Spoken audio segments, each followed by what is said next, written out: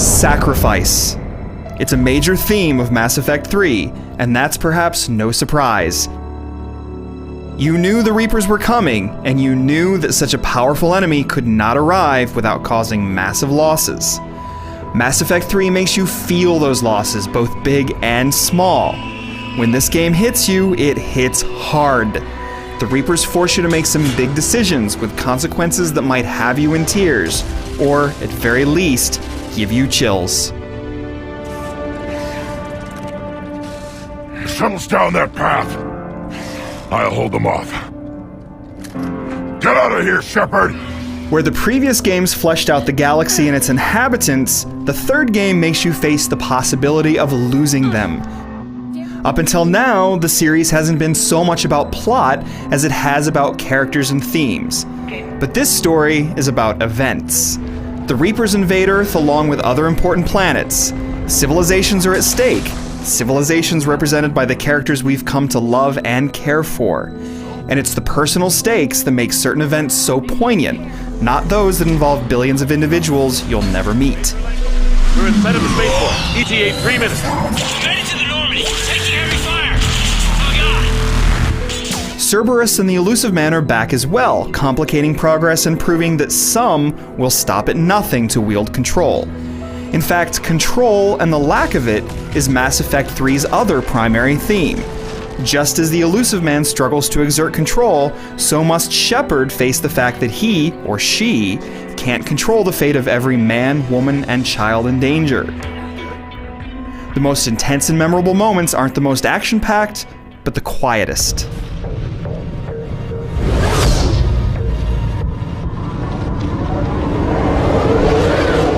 But the action is still intense of its own accord. The third-person shooting is much the same as in Mass Effect 2, with the addition of a few new mechanics like charged-up melee attacks. The AI is as dumb as ever, teammates standing on crates like idiots and foes tumbling against walls.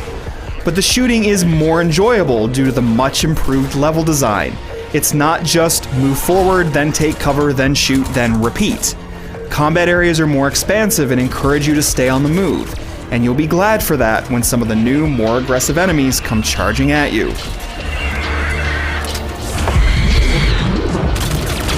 The shooting is also improved by the sheer number of guns. There are a ton of different weapons, each of which can be individually leveled up and fitted with attachments.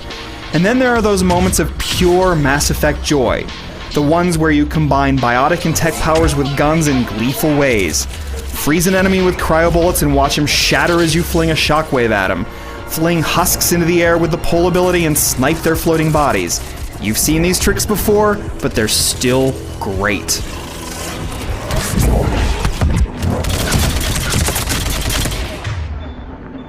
Mass Effect 3 offers lots of action, but it also takes plenty of time to breathe. You can trudge around the Citadel seeking side missions and listening in on endlessly entertaining conversations. Many of the missions involve a lot of running around without much immediate payoff, which makes hanging around the Citadel a lot less interesting than you might have hoped. But the famed space station is at least dripping with atmosphere. So is the entire game for that matter. The diversity of the galaxy's races are mirrored in the diverse surroundings, which have evocative color palettes and textural touches. I've been told it can't be built without counsel. Mass Effect 3's most obvious flaws are in the small details, but they stand out as atypical for such a refined series. The frame rate isn't as stable as it should be. Weird camera angles and jitters disrupt a few cutscenes, and a scripting bug might cause a mission to glitch and force you to restart. But the ambition on display is admirable and undeniable. It's incredible how past decisions are implemented in Mass Effect 3 in both subtle and obvious ways. We have to leave the Sol system. Former relationships are acknowledged, deceased friends are mourned, and entire quests take different turns.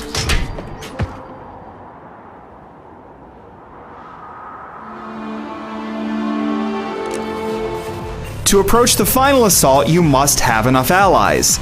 You can gain technology and minor allies by poking around the galaxy and avoiding Reapers, though this isn't much fun. Or, you can improve your readiness by participating in Mass Effect 3's online cooperative play. This is your typical fend-off waves of enemies mode. Out of its single-player context, Mass Effect 3's shooting isn't spectacular, But there's something satisfying about 4 people shooting off biotic and tech powers all together. That's particularly so when you have a bunch of brutes and ravagers swarming you. Like in so many other games, you level up as you play online. You can spend the credits you earn on a pack from which you choose a single item. It might be a weapon mod, a new character, or something like that. There's a good bit of fun here, but a bit of sloppiness too. Lag crops up here and there, and enemies can get stuck in midair or elsewhere, which might force you to restart a match.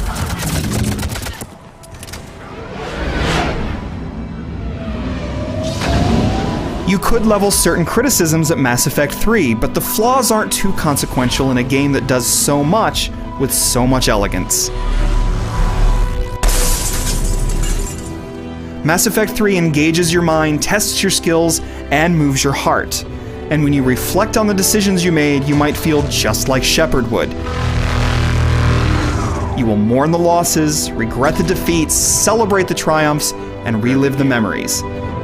This was an adventure worth having, and a galaxy worth fighting for.